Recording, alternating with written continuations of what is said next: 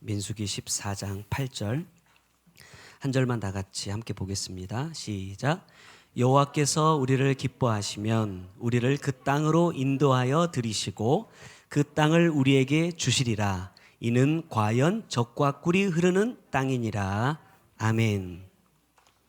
자, 오늘 나를 기뻐하시면 이라는 제목으로 함께 말씀 나누려고 합니다. 어제 이 민수기 말씀을 쭉 읽다가 한 말씀이 계속 마음에 남아가지고 계속 곱씹었습니다. 14장 31절의 말씀인데, 너희가 사로잡히겠고 말하던 너희의 유아들은 내가 인도하여 드리리니 그들은 너희가 싫어하는 땅을 보려니와, 이렇게 말해요.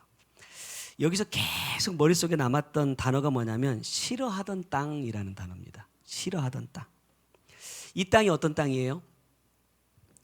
하나님께서 이스라엘 백성의 조상인 아브라함에게 약속하신 땅입니다. 또 그 아들 이삭, 야곱을 이어서 계속해서 이 백성들에게 내가 이 땅을 너희들에게 줄 거다. 그 땅은 어떤 땅이냐? 오늘 본문 말씀이 어떤 땅이라고 말해요? 젖과 꿀이 흐르는 땅.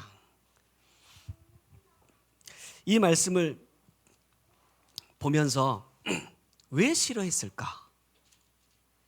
젖과 꿀이 흐르는 땅인데 왜 싫어했을까?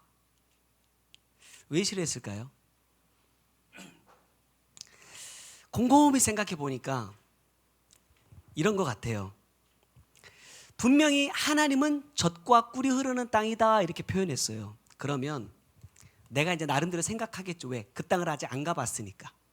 아, 젖과 꿀이 흐르는 땅이라고 한다면 아마 이런 곳일 거야 라고 내 나름대로 상상했던 그림들이 있을 거예요. 그런데 막상 이스라엘 백성들이 그 젖과 꿀이 흐르는 땅 앞에 딱 도달해 보니까 뭐예요? 내가 생각하던 젖과 꿀이 아닌 거예요. 내가 생각하던 땅이 아닌 거야. 제가 처음 태어나서 처음 미국이라는 나라를 갔을 때 아마 뉴욕이라는 도시에 딱 가면 아마 사람들이 꼭 가는 데가 있다고 하더라고요. 그래서 저도 그 뉴욕이라는 곳에 갔어요. 그래서 거기 조금 이렇게 둘러보고 했는데 제가 사모님한테 이렇게 얘기했어요. 야, 서울이나 뉴욕이나 강남이나 맨하탄이나 내가 보기에는 똑같다. 오히려 여기는 차 세우기도 더 복잡하고 거기는 또 일방도로가 굉장히 많아가지고 또 주차요금도 굉장히 비쌉니다. 그래서 야, 이거 차 세울 데도 없고 교통도 복잡하고 지저분하고 위험하고 차라리 한국이 나는 훨씬 더 좋다. 근데 자기는 아니래. 여기가 훨씬 더 좋대. 내가 상상하던 미국이라는 나라, 뉴욕이라는 도시가 있었는데 막상 가서 보니까 한국하고 별반 다를 게 없어요.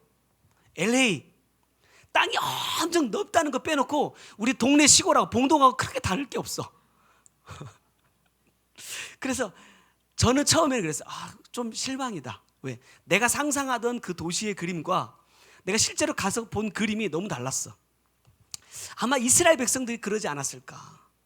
하나님이 막 출애굽시키면서 야, 걱정하지 마. 가나안 땅에 들어가면 젖과 꿀이 흐르는 땅이야. 걱정하지 마. 내가 다 준비해놨어. 막 이렇게 바람을 많이 넣어주셨단 말이에요. 그래서 힘든 시간들을 겪고 막 이겨내면서 가나안 땅 앞에 딱 왔는데 막상 와서 보니까 자기들이 상상하던 그런 땅이 아니었다는 거예요. 그러니까 당연히 마음이 어때요? 싫어하게 됐어.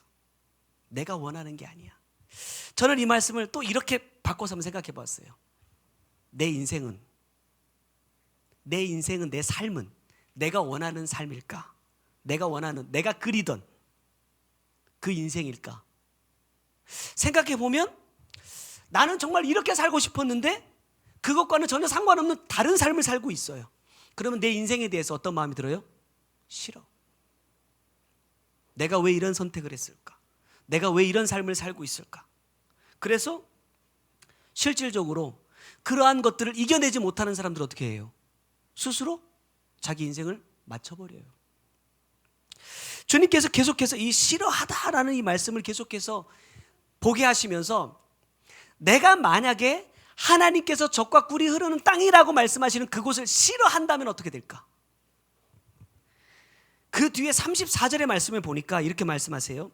너희는 그 땅을 정탐한 날 수인 40일의 하루를 1년으로 쳐서 그 40년간 너희의 죄악을 담당할지니 너희는 그제서야 내가 싫어하면 어떻게 되는지를 알리라 하셨다 그래요. 자, 저는 이렇게 해야 돼요. 내가 만약에 하나님께서 나에게 허락해 주신 그것을 싫어하면 어떻게 되느냐? 하나님도 나를 싫어한다. 이것을 33절에서는 이렇게 표현합니다. 반역한 죄 이렇게 표현해요. 그리고 이 죄에 대해서 말씀하시면서 어떤 벌을 주신다고 말씀하시느냐? 그들의 시체가 소멸되기까지 광야에서 방황하는 자가 될 것이다 이렇게 말해요. 여러분, 여기 싫어한다라는 이 단어를 보면 어떤 의미를 갖고 있느냐? 업신여긴다, 멸시한다라는 뜻을 갖고 있어요. 우리가 지난주에 하갈에 대한 말씀을 잠깐 나눴잖아요. 하갈이 누굽니까? 사라의 몸종입니다. 또 특히 이방인인 애굽 사람이에요. 근데 그가 아브라함의 씨를 받아 잉태하게 됩니다. 지난주에도 말씀 나눴지만 중요한 것은 지금 내가 아브라함의 아기를 가졌고 나도 어쩌면 아브라함의 아내가 될 수도 있다라는 것이 아닌 거예요. 하나님의 계획은 육적인 많은 씨를 퍼뜨려 가지고 아브라함의 자손이 하늘의 별과 같이 바다의 모래처럼 육의 자손을 번성하게 해주겠다라는 의미가 아니에요. 나중에 실질적으로 많은 시간이 흐른 뒤에 이스라엘 백성들을 계수하는 일들이 성경에 자주 나오거든요. 계수하면서 주님은 뭐라고 말씀하시느냐? 야, 너희가 큰 민족이기 때문에 택한 게 아니다 이렇게 말씀하세요. 너희는 그 많고 많은 민족들 가운데 아주 작은 민족이래요. 또 실제로 남유다나 북이스라엘 갈라지기 이전에도 전쟁할 때 보면 항상 적군은 이스라엘 민족들보다 10배 이상 많았어요. 그러니까 아주 적은 숫자란 말이에요. 그러니까 육으로만 단순히 보면 아브라함이 약속하셨던 하늘의 별이며 바다의 모래라는 약속이 안 이루어진 거예요. 하나님은 그걸 들어주기 위해서 아브라함과 약속하신 게 아니라는 거죠. 그런데 지금 하갈은 무엇에 지금 휩싸여 있냐면 내가 아브라함의 아이를 가졌다라는 것, 육의 아이를 가졌다라는 것에만 관심이 있어요. 그렇기 때문에 하나님이 목적하신 바와는 전혀 상관이 없어. 저는 이런 생각을 해봤어요. 만약에 하갈이 자기를 사라를 통해서 아브라함의 첩으로 준 것에 대해서 그것이 하나님의 은혜임을 알고 정말로 감사하고 그 은혜에 보답하는 삶을 살았다면 어떻게 됐을까? 저는 이런 상상도 해봤어요. 이삭이 필요할까? 사라라는 여자를 필요로 한 게 아니라 하나님은 아브라함의 씨를 필요로 한 거거든요. 그러면 굳이 사라가 아니더라도 하나님의 뜻이 가능할 수도 있지 않았을까? 그런 생각도 해봤어요. 하지만 우리가 알고 있는 것처럼 이 여인은 자기가 잉태했다라는 사실을 알고 나자 뭐 했어요? 자기의 여주인을 멸시했다 그래요. 멸시했다. 싫어했다. 무시했다 이거예요. 그래서 결과가 어떻게 됐습니까? 쫓겨납니다. 똑같은 말씀에서 보면 우리가 방금 봤던 것도 하나님이 나를 싫어하시면 어떻게 돼요? 약속하신 땅에 못 들어가는 거예요. 내가 여주인을 멸시했더니 싫어했더니 그 여주인으로 말미암아 내가 그 집에서 어떻게 돼요? 쫓겨나 버려요. 근데 하나님의 은혜로 그 어린아이의 기도를 들으시고 다시 집으로 들어갈 수 있는 기회를 주십니다. 그러면 어떻게 해야 돼요? 더 잘해야 되죠. 야, 내가 예전에 이렇게 실수했더니 쫓겨났었으니까 이제 정신 바짝 차리고 정말로 이 아브라함이 받는 이 복을 나도 받는 자가 돼야겠다. 그런 마음을 가졌더라면 하갈이 후에 실수하지 않았을 거예요. 자기 아들 이스마엘이 이삭을 조롱하도록 내버려 두지 않았을 거예요. 근데 그것을 그대로 방치한다. 어떻게 보면 어머니가 그거를 방관한 거예요. 그랬더니 어떻게 됩니까? 영원히 그 집에서 쫓겨나 버려요. 왜냐? 저는 딱 한 가지라고 생각해요. 은혜를 잊어버렸기 때문이다. 나같이 비천한 사람을 하나님이 가장 사랑하시는 종인 아브라함의 씨를 가질 수 있는 사람으로 택해 주신 하나님의 은혜를 잊어버린 것이고, 많고 많은 여종들 가운데 나를 택해서 내 남편의 아이를 가질 수 있도록 허락해 준 사라의 은혜를 잊어버렸어요. 그래서 저는 이 부분을 이렇게 생각합니다. 하나님의 은혜도 잊지 말아야 되지만 내가 사람에게 받은 은혜도 잊지 말자. 근데 이 은혜를 잊어버리니까 어떻게 돼요? 쫓겨나게 된다. 하나님께서 이스라엘 백성들에게 가나안 땅을 점탐하게 하신 것은 그 땅을 그들에게 주기 위함입니다. 그러나 그 땅이 자기들이 원하던 곳이 아니었다는 거죠. 근데 또 한편으로 보면 이래요. 하나님이 말씀하신 대로 젖과 꿀이 흐르는 땅이다 이랬거든요. 실제로 정탐꾼들이 가보니까 포도송이 하나를 따왔는데 어떻게 따와요? 둘이 막대를 연결해가지고 하나를 걸어서 한 송이를 들고 올 정도로 풍성한 땅이었어요. 근데 그 땅에는 그런 것만 있었느냐? 아니라는 거예요. 그 땅에 또 뭐가 있었느냐? 안악자손이 있어요. 쉽게 말하면 거인입니다. 거인. 또 거기는 뭐가 있어요? 철병거가 있어요. 장애물이죠. 방해물들입니다. 그것들이 그 앞에 딱 놓여져 있는 것을 보니까 어떤 생각이 드냐? 아, 이 땅은 내가 쉽게 얻을 수 있는 땅이 아니구나 생각한 거예요. 처음에 이 사람들이 출애굽을 할 때는 우리가 가나안 땅이라는 곳에 도달하기만 하면 들어갈 수 있을 거라고 생각했어요. 쉽게. 제가 그러잖아요. 우리가 그랬잖아요. 아, 예수만 믿으면 쉽게 갈 수 있을 거라고 생각했어. 근데 막상 믿어보니까 만만치 않은 것들이 내 앞에 있어. 물론 이거는 환경적인 부분이기도 하지만 실제로 가장 나를 발목 잡는 것 중에 한 가지는 뭐예요? 나 자신이더라고. 하나님의 말씀에 온전하게 순종하지 못하도록 하는 내 어떤 성격들, 하나님께 은혜를 받았음에도 불구하고 이 은혜들을 너무나 쉽게 쏟아버리게 만드는 내 마음들, 이런 것들이 매번 넘어지게 한다 이 말입니다. 그래서 이러한 것들을 딱 보는 순간 이 사람들이 어떻게 하느냐? 불평하기 시작해요. 그래서 민수기 14장 1절 4절 보니까 그들이 밤새도록 통곡합니다. 왜? 잘못 왔다 이거죠. 그냥 여기만 오면 젖과 꿀이 흐르는 땅에 들어갈 줄 알았고 내가 다 누릴 수 있을 거라고 생각했는데 와보니까 아니거든요. 그리고 또 어떻게 해요? 4절에 새로운 지휘관을 세워서 야, 우리 애굽으로 돌아가자 그래요.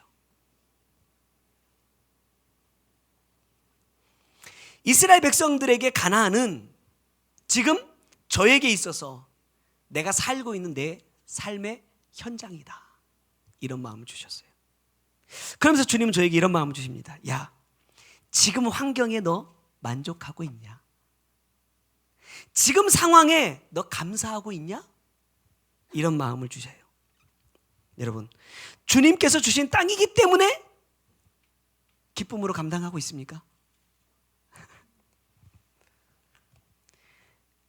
60만? 전체 숫자로 따지면 200만이나 되는 그 많고 많은 사람들 가운데 하나님이 주셨으니까 감당하자, 기뻐하자, 감사하자 라고 말한 사람은 두 사람밖에 없어요. 하나님께서 주신 것에 대해서 기쁨이 없고 감사가 없는 그 상태, 그것을 주님은 뭐라고 표현하시느냐? 싫어한다라고 표현하시는 거예요. 그리고 싫어하는 마음은 나아가서 미움으로 바뀝니다. 미움으로. 신명기 7장 10절에 보니까 그를 미워하는 자에게는 당장에 보응하여 멸하시나니 그러거든요. 여러분 하나님 싫어하세요? 하나님 미워하세요? 아마 이렇게 물어보면 아무도 대답 안 하고 다 도리도리 할 겁니다. 그런데 우리 이렇게 말해요. 나는 하나님이 싫거나 미워하는 게 아니라 지금 내가 겪고 있는 내 환경이, 내 처한 상황이 너무나 막막하고 힘드니까 내가 조금 투덜댈 뿐이다, 원망할 뿐이다, 이렇게 말해요. 근데 주님은 9절에 뭐라고 말씀하시느냐? 그런즉 너는 알라. 오직 내 하나님 여호와는 하나님이시요 신실하신 하나님이시라. 그를 사랑하고 그의 계명을 지키는 자에게는 천대까지 그의 언약을 이행하시며 인애를 베푸시되 그러거든요. 여기서 이 미워한다라는 말의 반대말이 뭐냐? 그를 사랑하고 그의 계명을 지킨다라는 거예요. 그 다시 말하면 내가 하나님을 사랑하고 그의 계명을 지키지 않는 것은 뭐 하는 거다? 하나님을 미워하는 거다 이거예요. 하나님을 싫어하는 거다. 그러면 어때요? 나는? 여러분 말고 나는 지금 하나님을 사랑하고 하나님이 내게 주신 계명을 지키는 자이냐? 아니면 내 상황과 환경 때문에 자꾸 타협하고 변명하고 이유를 대고 있느냐? 보면 내가 정말 주님을 어떻게 대하는 사람인지를 알 수 있다 이 말이에요. 결국 우리가 하나님의 말씀에 청종하지 않고 주님이 기뻐하시는 삶의 열매를 맺어가지 못한다는 것을 주님께서는 어떻게 받아들이시느냐? 네가 나 싫어한다. 삶의 열매가 없는 사람은 하나님을 싫어하는 사람인 거예요. 삶으로 말씀을 이루지 못하는 사람은 하나님을 미워하는 사람이다 라고 받아들이신다는 거예요. 누가? 하나님이. 하나님께서 주신 것에 대한 기쁨이 없고 감사가 없으면 그것은 싫어하는 것이다. 우리가 너무나 잘 아는 말씀 마태복음 7장 21절에 나더러 주여 주여 하는 자마다 다 천국에 들어갈 것이 아니요 다만 하늘에 계신 내 아버지의 뜻대로 행하는 자라야 들어가리라 그래요. 나는 하나님을 싫어하는 것이 아니다. 나는 하나님을 미워하지 않는다 라고 말하는 것은 아무런 의미가 없다는 거예요. 하나님 뭘 보신다? 네 삶의 행함을 보신다. 행함을. 네 삶을 통해 맺어지는 열매를 보신다. 그 열매가 무엇이라고 증언하는지 내게 말한다 이 말이에요. 그러니까 내가 입술로 아무리 뭐라고 말한들 그것이 중요한 게 아니라 주님께서 보시는 열매가 어떤 열매가 맺어지느냐 하는 것이 중요하다라는 거예요.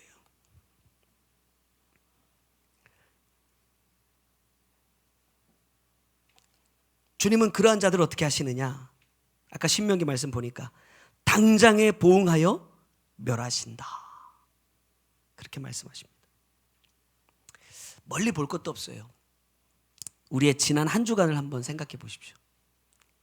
기쁨과 감사의 시간이었습니까? 아니면 원망과 불평의 시간이었습니까? 그렇다면 우리는 이 상황을 어떻게 해야 할까? 자, 첫 번째는요.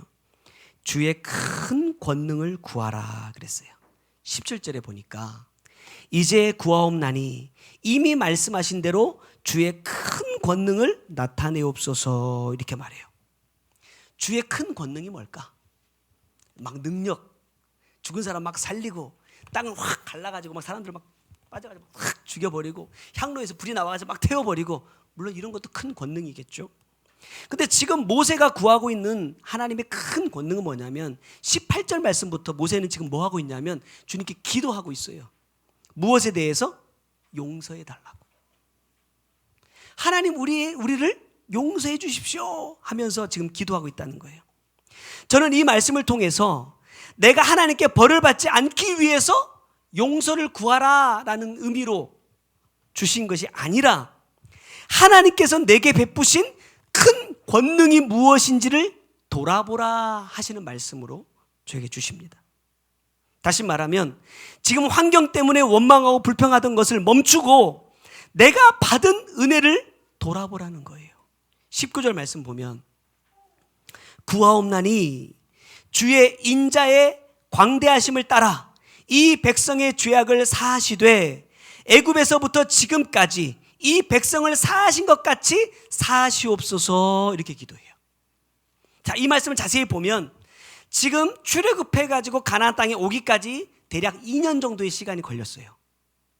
이 2년 정도의 시간 동안에 굉장히 많은 사건들이 성경 안에 기록되어 있습니다. 뭐 사람이 죽어나가기도 하고 막 많은 사건들이 있었는데 지금 모세가 지금 기도하는 것은 뭐냐면 그 오랜 시간 동안 그 많은 사건들 속에서도 하나님께서 우리에게 끊임없이 은혜를 베풀어 주셨다라는 것을 내가 잊지 않습니다. 이거예요. 하나님 그때도 이렇게 해주셨잖아요. 하나님 그때도 이렇게 은혜를 베풀어 주셨잖아요. 그때도 우리를 이렇게 살려주셨잖아요. 그러니까 뭐 해달라? 지금도 그 은혜를 나에게 베풀어 주세요. 이렇게 구하고 있는 겁니다. 사실 어제 이런 말씀 들었어요. 목사님 정신 차리고 열심히 사역할 겁니까? 아니면 공장 갈 겁니까? 공장 가서 갑자기 일하라 하시더라고요. 그래가지고 뭐 공장 간다니까 내가 시다로 들어가는 게 아니에요. 조금만 있으면 나도 사장 될 수 있어요. 그런 공장이에요. 공장 가서 일할 거냐 물으시더라고. 너무나 한 번도 생각해 본 적이 없는 질문이라 엄청 당황했어요. 깜짝 놀랐어요. 저도 모르게 제 이제 입 밖으로 못 꺼냈어요. 제 입속에서 이렇게 어물어물 하더라고. 가라고 하시면 가야죠. 가라고 하시면 가야지. 여러분 제가 뭐 했으면 좋겠어요? 여기 요 조그만한 이 교회 담임 목사로 평생 살기를 원하십니까? 아니면 큰 공장의 사장으로 살기를 원하십니까? 그 질문을 받고 진짜 오만 가지 생각이 막 머릿속에 돌았어요. 왜 이런 말씀을 하실까? 이 무슨 뜻일까? 그러면 제가 이제 이렇게 생각해 보는 거죠. 이 교회를 세우고 목회할 수 있는 것이 누구 덕분인가? 내 능력인가? 하나님의 은혜인가?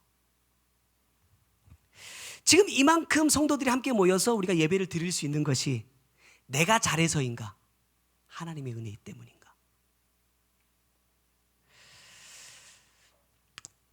그냥 머리로 이렇게 고백했어요. 하나님의 은혜가 아니면 안 된다. 근데 내 마음도 그런지는 잘 모르겠어. 그러면서 제가 제 자신에게 다시금 다짐을 해봐요. 야, 은혜를 잊지 말자. 하나님께서 내 삶 가운데 어떻게 은혜를 베푸셨고 이끌어 가시는지를, 이끌어 가고 있는지를 잊어서는 안 된다는 거예요. 공장이 싫다는 게 아니에요. 공장 좋아요, 저도. 근데 제가 그 순간에 깨달아지는 건 뭐냐면 주님께서 나에게 원하시는 곳이 어딜까라는 거예요. 나에게 주님께서 그 공장에 가서 일하기를 원하신다면 저 지금도 사임하고 가서 일하면 돼요. 주님께서 내가 여기 있기 원하시면 목회하면 되고요. 그게 뭐 그렇게 중요한가요? 39절 이하의 말씀 보면 하나님께서 야 너희들이 이제 이렇게 멸할 거야. 너희들이 이제 하루 동안 계산해서 40년 동안 너희들 광에서 돌다가 이제 다 죽어. 말씀하시니까 백성들이 어떻게 돼요? 이제 우리가 잘못했다고 이제 울기 시작합니다. 그리고 뭐 해요? 가나안으로 올라가자. 우리가 잘못했습니다. 주님 이제 올라가겠습니다. 하고 막 올라간단 말이에요. 근데 이 모습을 보면서 그래요. 이게 회개일까? 이게 순종일까? 하나님은 분명히 야 너희들 가라고 했는데 안 가니까 40년 동안 내가 여기서 뺑뺑이 돌릴 거야? 라고 말씀하시니까 그게 하나님의 뜻이었구나. 하나님 이제 내가 올라갑니다 하고 가고 있단 말이에요. 근데 주님은 뭐라고 말씀하시느냐? 야 나는 너희와 함께하지 않아. 그래요. 우리에게 중요한 건 뭐냐면 내가 지금 이 선택한 이것이 주님이 함께하고 있는 곳이냐라는 거예요. 나중에 주님의 뜻이 어떻게 바뀔지는 모르겠지만 어쨌든 지금 주님은 제가 있어야 될 자리 그리고 해야 할 일들을 주셨어요. 그럼 뭐 해야 되죠? 그 자리에서 그 일을 최선을 다해서 감당하면 되는 거예요. 다른 사람 볼 것도 없고 다른 걸 하고 싶다라는 마음을 가질 필요도 없는데 나는 자꾸만 뭐 해요? 하나님이 나에게 야 적과 꿀이 흐르는 곳이야 라고 주신 것보다 내 눈에 보기에 내가 원하는 적과 꿀이 흐르는 땅을 사모한다 이 말입니다. 그러면 우리에게 뭐가 임하지 않느냐? 하나님의 큰 권능이 임하지 않는다.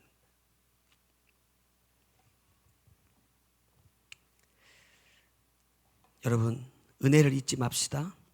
그래야 하나님과 내가 원수되지 않고 나를 약속하신 땅으로 주님께서 인도해 주신다고 말씀하십니다. 두 번째는요. 주님과 함께하라 그래요. 43절에 보니까 너희가 여호와를 배반하였으니 여호와께서 너희와 함께하지 아니하시리라. 분명히 지금 아까 방금 말씀드린 것처럼 39절부터 이스라엘의 행동을 보면 자신들의 행동에 대해서 진노하신 하나님의 말씀을 듣고 크게 슬퍼합니다. 그리고 뭐해요? 회개해요. 우리가 범죄하였나이다 해요. 그리고 뭐 하느냐? 가나안 땅으로 올라간다 이 말입니다. 여러분 뭐가 잘못됐어요? 이 말씀을 보면서 제가 깨닫는 건 뭐냐면 내가 회개하는 패턴과 똑같다는 거예요. 무슨 말이냐? 죄인 줄 모르고 행하다가 말씀을 듣고 깨달아요. 깨달으면 뭐 하죠? 아이고 회개합니다. 여기까지는 좋아. 그런데 그 이후에 주님께서 내가 어떻게 하기를 원하시는지를 묻지 않는다 이 말이에요. 다만 내가 원하는 건 내가 범죄함으로 인하여서 하나님의 진노가 내게 임할까 봐 그것만 두려워하고 있어. 어제 원장님하고 잠깐 통화를 했어요. 어디 계세요? 물으시더라고. 네, 교회에 있습니다. 누구랑 계세요? 혼자 있습니다. 혼자 뭐 하세요? 교회 소독도 하고 말씀도 보고 있습니다. 왜 혼자 계세요? 애들은 집에 엄마랑 있고 저 혼자 와서 요즘에 오전에 시간을 줘가지고 제가 혼자 교회 와서 말씀 보고 하고 있습니다. 이런저런 얘기를 계속 나누다가 마지막에 이렇게 말씀하셨어요. 왜 혼자 계세요? 주님이 함께 계셔야지. 또 이건 무슨 말이야?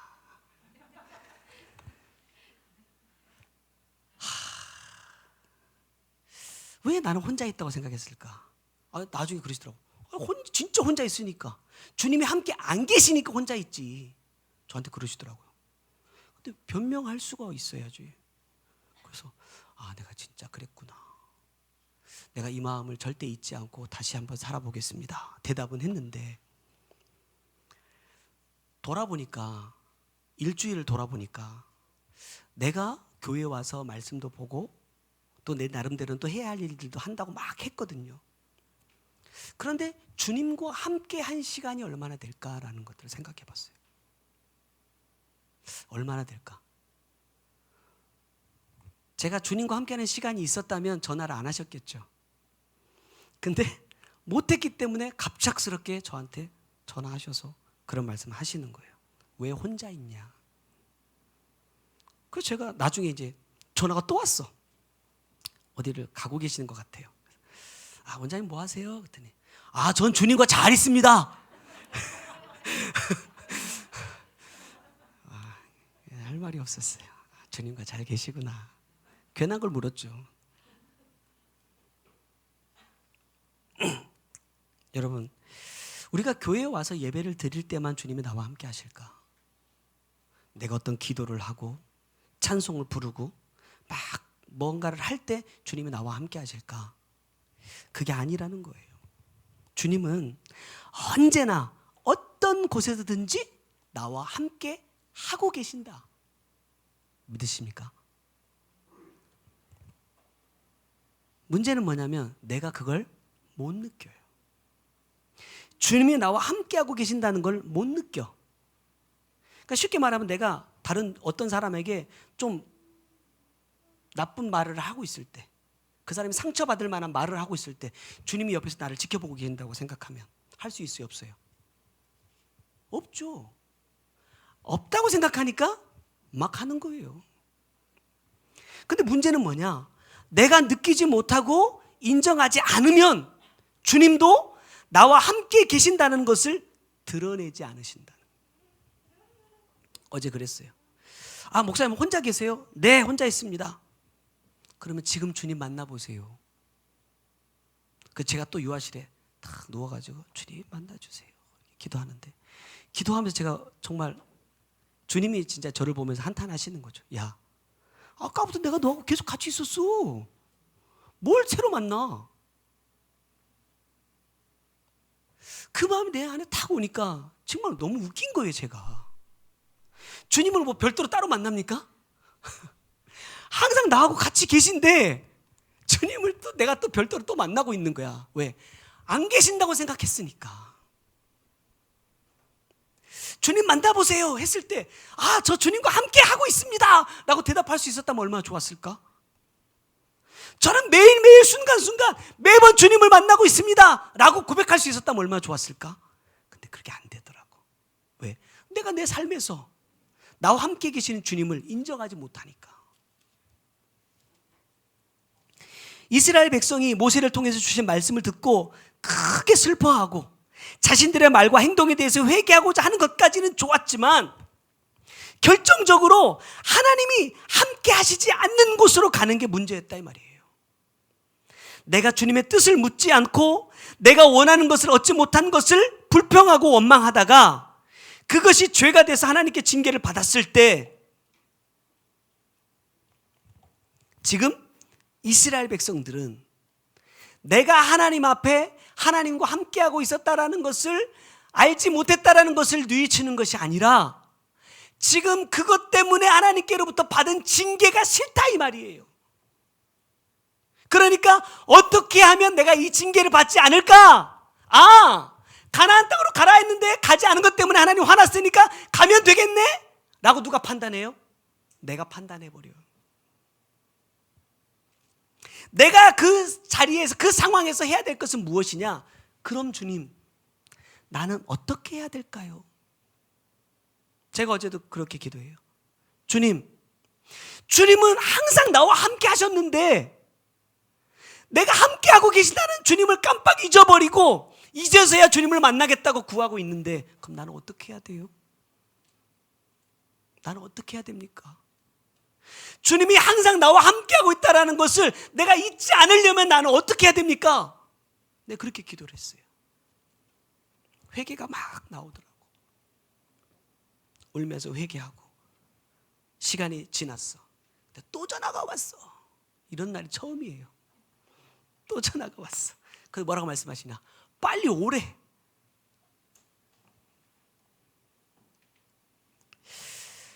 여러분 어떠세요?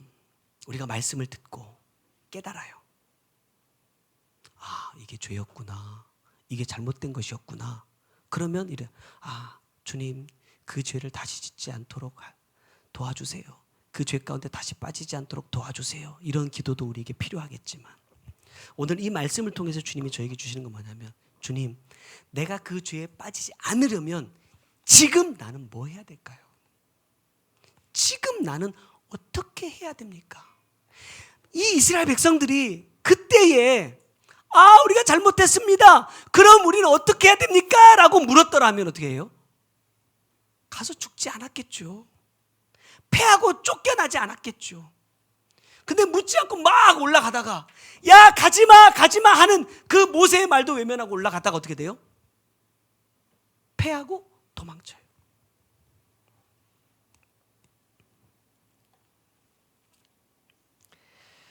이 이스라엘 모습을 보면서 참 그래요. 내가 이렇게 어리석다. 가르쳐 주시고 방법을 알려줘도 그 방법대로 하면 힘드니까, 그 방법대로 하기가 어려우니까 자꾸만 뭘 하려고 해요? 내 방법대로. 좀 더 쉬운 길을 찾고 있는 내 자신의 모습을 보게 해주셨습니다. 저는 이 말씀이 참 무섭더라고요. 여호와께서 너희와 함께하지 아니하시리라. 지금 우리가 있는 이 자리, 여러분의 삶의 자리는 주님이 함께하고 있는 자리입니까? 주님이 허락하셨기 때문에 주님이 함께 하실 거다 라는 게 아니라, 내가 어떤 마음으로 살아가고 있느냐에 따라서 주님이 함께 하실 수도 있고 함께 하지 않을 수도 있다. 어떤 마음으로 함께 하자? 기뻐하고 감사하는 마음으로. 오늘 본문에도 보면 다 그렇게 얘기하죠. 그런데 본문을 자세히 보시면 이 기쁨의 주체가 누구냐? 내가 아니에요. 내가 하나님과 함께하고 있기 때문에 기쁘다, 즐겁다가 아니라 우리를 누가? 여호와께서 기뻐하시면 이렇게 얘기해요. 그러니까 나를 보시는 누가 기뻐해야 돼요? 주님이 기뻐해야 돼요. 나는 막 하나님께 은혜를 받고 내가 주님과 함께 하고 있다고 해서 막 내가 기뻐하고 좋아해도 그것이 하나님의 뜻과 상관이 없는 것이면 나는 기뻐할지라도 주님은 슬퍼하겠죠. 괴로워하겠죠. 내 기쁨이 주가 아니라 하나님의 기쁨이 주가 돼야 돼. 때로는 하나님을 기쁘시게 하기 위해서 내가 뭘 더 겪어야 되죠? 고난도 겪을 때가 있어요. 주님이 그러셨던 것처럼. 주님에게 있어서 십자가는 가장 큰 고통이었지만 아버지의 입장에서는요, 기쁨이죠. 왜? 그 십자가를 통해서 살아날 영혼들을 생각하시니까.